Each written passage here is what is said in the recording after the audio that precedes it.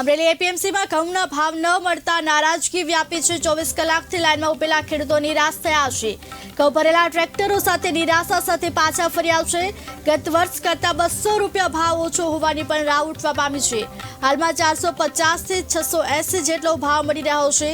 ઘઉંના વ્યવસ્થિત ભાવ ન મળતા ખેડૂતોમાં આખરે રોષ વ્યાપ્યો છે। કાલે બપોરે 12:30 વાગ્યાના માર્કેટિંગ યાર્ડમાં ટ્રેક્ટર મૂકી ગયા હતા તો એના અત્યારે હરાજીમાં ભાવ અમને મળ્યો ને એટલે પરત લઈ ગયા। માર્કેટ યાર્ડ અમરેલીની અંદર વિવિધ જણસીઓની ખૂબ જ સારી એવી આવક થાય છે। પર ડેની 75થી 85 હજાર જેવી 85,000 મણ જેટલી આવક થાય છે, જેમાં મુખ્યત્વે ધાણા, ઘઉં, ચણા અને કપાસની આવક છે।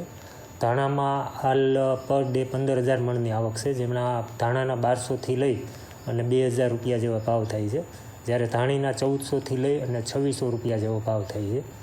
ઘઉંની 20,000 મણની પર ડેની આવક છે, જેમાં ટુકડા ઘઉં છે એ 450થી લઈ 680 રૂપિયા જેવા ભાવે જાય છે, અને લોકવન ઘઉં છે એ 400થી લઈ અને ઊંચા 550 રૂપિયા સુધીના ભાવે જાય છે। જ્યારે ટુકડા ઘઉં છે 400 અને ભાવ આવ્યો 480 રૂપિયા। 800 પોણે 800ના વેચાતા હતા, આજ પોણે 500ના વેચાણા છે। મારે દેવાના નથી અને પોહાતા નથી ખેડૂતને, શું કરવું? ઓછામાં ઓછા 600 રૂપિયા આપે તો મોંઘવારી પ્રમાણે તો થઈ